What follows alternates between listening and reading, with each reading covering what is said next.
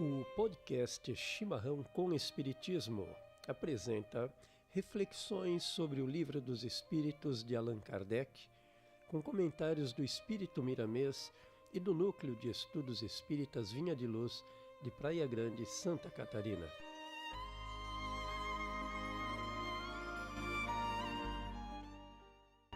Neste programa abordaremos a questão de número 133. Têm necessidade de encarnação os espíritos que desde o princípio seguiram o caminho do bem? Resposta dos espíritos.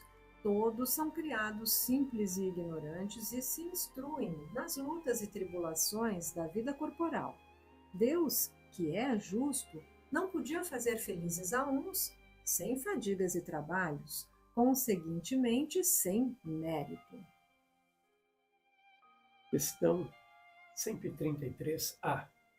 Mas então de que serve aos espíritos terem seguido o caminho do bem, se isso não os isenta dos sofrimentos da vida corporal? Resposta dos espíritos. Chegam mais depressa ao fim. Demais, as aflições da vida são muitas vezes a consequência da imperfeição do espírito. Quanto menos imperfeições, tanto menos tormentos. Aquele que não é invejoso, nem ciumento, nem avaro, nem ambicioso, não sofrerá as torturas que se originam desses defeitos. Comentário do Espírito Miramês. Se as vidas sucessivas obedecem uma lei universal, como não passar por elas? São caminhos determinados por Deus a serem trilhados por tudo o que Ele mesmo criou. E Miramês continua nos dizendo: querer saber o porquê da decisão divina é perda de tempo. O que o Senhor fez é o mais acertado, e Ele não pede nem precisa de opinião de ninguém por ser Deus. Traremos agora então os nossos comentários sobre a fala do Miramês. No livro Justiça Divina de Emmanuel, temos uma orientação deste que convida a uma observação de como ou o que fazemos do nosso tempo, para então nos valermos dele, o tempo, para instalar a bondade, a compreensão, o discernimento, o equilíbrio em nós mesmos, porque o dia que deixamos passar vazio e inútil é realmente um tesouro perdido que não mais voltará. E Miramês continua nos dizendo: o espírito sábio é aquele que procura descobrir as suas leis, as leis de Deus, e segui-las, porque são imutáveis. A alma obediente está sempre bem consigo mesma por atender à vontade soberana. Mas, uma vez repetimos, todos foram criados simples e ignorantes e se instruem passando por todas as tribulações inerentes a todos os espíritos. De outra forma, não aprenderemos as lições da vida, como não despertaremos do sono da ignorância. Ainda nos diz Miramês: quem não descobre a vontade de Deus não pode viver bem. O Senhor criou o trabalho para todos nós. E quem não aceita a filosofia do labor em todos os seus aspectos não pode viver bem com a sua consciência, instrumento divino pelo qual Deus nos fala. Muito bem, Martinha. Passamos então aos nossos comentários. O coração livre ama e vive com tranquilidade, ampara e caminha com luz. Ele não sai a esmo buscando equivocadamente o que já existe no interior, mas compreende que só tem liberdade quem já conquistou a paz. Mas também nós sabemos que isso somente ocorre, amigos, após uma compreensão, mesmo que limitada, desta lei divina. A nossa vida só se aperfeiçoa à medida que reformulamos os sentimentos, os pensamentos e as atitudes. Isso é uma regra universal. Ah, meus amigos, a vida é magnífica em todos os momentos e é na simplicidade que se sente a sua essência. Exatamente. Enquanto Aguardamos o grande momento, que normalmente não chega, pois se não há a percepção da dádiva, que a vida é, também não chegará o que o coração ainda não aprendeu a sentir. O tempo passa e mais perdemos. Perdemos as oportunidades do avanço enriquecedor. Voltamos ao comentário do Espírito Miramês. Quem não entende a necessidade de amar a Deus e ao próximo, vive atribulado, até compreender que fomos criados pelo amor para amar.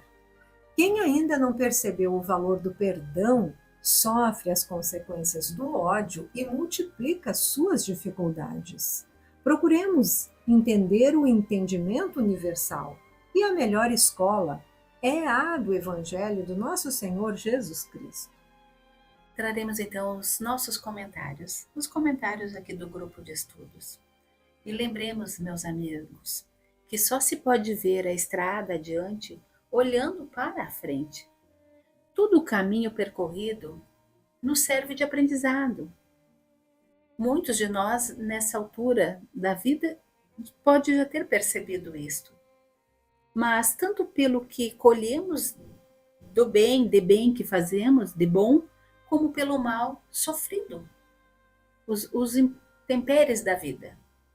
Do passado, devemos aproveitar os erros cometidos como as mais preciosas lições, e a partir deles, então, reparar nossas atitudes presentes, nossos equívocos. Podemos pensar, né, Martinha, se não podemos mudar o passado, nós podemos usá-lo para preparar o nosso futuro. E para isso, obviamente, precisamos plantar o bem hoje, no presente. Nada há que não possa e não deva ser feito agora. O agora é como o próprio nome nos diz, um presente. Regina, a vida é um presente, a reencarnação é um presente. Momentos de grande oportunidade para todos nós. Trago agora comentário do Espírito Miramês. Quem se exercita no bem, capacita-se a identificar a bondade nas coisas mais simples da natureza. E quem ajuda aos que sofrem, sente-se bastante forte para suportar o peso das próprias necessidades. E Miramês ainda diz mais: quem ama sente-se amado por satisfazer-se com o amor que distribui. Os nossos comentários, então. Verificamos que as atribulações e expiações não são inerentes à encarnação propriamente dita, mas ao comportamento do espírito e sua relação com os outros. Somente através do amor, meus amigos, sem expressões de ódio, egoísmo e orgulho, é que a vida se torna sem aflições e, consequentemente, com menos enfermidades e com menor gravidade das que conhecemos na Terra. Pois é, voltando então a este comentário do Miramês, vemos que é através da encarnação que nós erramos, mas é também através da encarnação que nós consertamos os erros, que nós nos corrigimos. No entanto, o processo reencarnatório não é de per si o motivador dos erros. Exato, Paulo, não é o motivador, porque tanto na pátria espiritual desencarnado, eu também estarei muitas vezes cometendo erros, como também estarei acertando. Então a reencarnação é um presente divino, é a oportunidade de estar na matéria que me causa maior aflição. Exatamente, porque a possibilidade de erros é muito maior. As paixões, porque nós estudamos na escala espírita que quanto mais depurado o espírito está, menos sujeito às paixões, menos sujeito à matéria. Exato. Então a encarnação, ela me propicia estar vivendo sentimentos, valores que me aguçam tanto para acertar quanto para errar. Exatamente. Mas o que a espiritualidade que Deus quer com a encarnação é que eu avance, como nós falávamos ali, para o amor, para as coisas nobres, nos livrando das aflições, né, dos comportamentos que me causam enfermidades e tristezas. Exatamente. E se E na sequência aí, nos comentários do Miramês, temos que se a justiça dos céus não falha, nada que as suas leis anunciam pode falhar, porque Deus é sabedoria absoluta. Miramês continua dizendo que os espíritos devem se esforçar em tudo o que lhes diz respeito ao crescimento espiritual. O mérito está nisso, de cada um fazer o que lhe cabe, sem esquecer a humildade no que aprende e no que pode ensinar aos outros, sem esquecer quando se depara com grandes sofrimentos, eles são prenúncio de breve restabelecimento. Traremos agora os nossos comentários. Na grande viagem de peregrinação, o espírito encontrará infinita gradação de níveis aflitivos. Um momento muito importante aqui para a nossa reflexão, que serão materiais para a sua depuração. Nós havíamos falado anteriormente, então, da importância da reencarnação para que na matéria nós possamos nos depurar. A condição de pouca ou nenhuma imperfeição pode ser alcançada pelo espírito em qualquer nível. Aqui nós podemos lembrar da boa vontade, meus amigos, tão falada nos nossos grupos. E quando Miramês diz, os espíritos devem se esforçar em tudo o que lhe diz respeito, crescimento ao espiritual, ele está nos dizendo, ele tem uma expressão de profundo alerta, de que a vida ainda terá níveis de aflições, por vezes maiores, que nos dá as alegrias que nós tanto queremos, dada a condição que todos nós nos encontramos na atual escala evolutiva. Pois é, Martinha, por outro lado, também nos acalenta os corações, impulsionando-nos com esperança e bom ânimo ao dizer que o mérito está nisso. Ou seja, Paulo, as dores e dificuldades superadas são experiências positivas na direção de nosso aprimoramento, tanto físico quanto espiritual. As que são rechaçadas, recebidas com intolerância e falta de resignação, apenas deixam marcas doridas, sem quaisquer ensinamentos. Exatamente, Regina. Tal como a caridade. Quando a praticamos, auxiliando um irmão, estamos alavancando a paz e o refrigério na jornada muitas vezes dolorosa de quem necessita de auxílio. Este ato, por breve que seja, por simples que tenha sido, leva a quem o recebe uma suave alegria, um bem-estar que é ponte para outros sentimentos que se vão descortinando, tais como a paz e a humildade, necessárias para a compreensão das ocorrências de nossas vidas. Voltamos então ao comentário do Espírito Miramês. As provações são naturais em todo o mundo. Se por acaso Deus tirasse todas as dores da terra, como pretendem os homens, e se tivessem esse mundo em suas mãos, a humanidade voltaria às cavernas dentro de pouco tempo. Miramês ainda nos diz que na fase evolutiva em que se encontra a coletividade, não pode existir plena felicidade, dado ao mau uso que o homem poderia fazer dos recursos que Deus lhe emprestou. A doença constitui um freio, bem como favorece a expansão dos bons sentimentos moradores no coração.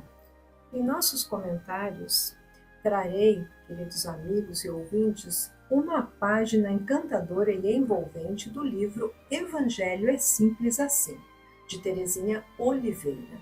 Mas antes, eu convido os ouvintes a conhecerem mais dessa nobre irmã, indo até o nosso canal do YouTube, @Núcleo Estudos Espíritas Vinha Luz, para conhecerem seus muitos outros trabalhos. E um desses trabalhos da Terezinha é o capítulo Os Felizes, onde Jesus ensinou a todos a seguinte lição: felizes são os que sofrem, porque serão consolados. Pois é, Regina, vemos assim que quem não é orgulhoso percebe melhor as coisas espirituais. Quem sofre com resignação liberta-se dos erros do passado e progride. E aqui outro ensinamento do Mestre. Felizes são os mansos, porque a terra um dia será deles. Veja só, no mundo, isto é assim porque no mundo está passando por um processo de mudança, deixando de ser este planeta de provas, de expiações, para transformar-se num planeta de regeneração. E mais uma vez, o Mestre assinala: felizes são os que anseiam por justiça, porque justiça lhes será feita. E ainda diz mais essa nobre escritora, a Terezinha Oliveira. Aspas para Terezinha.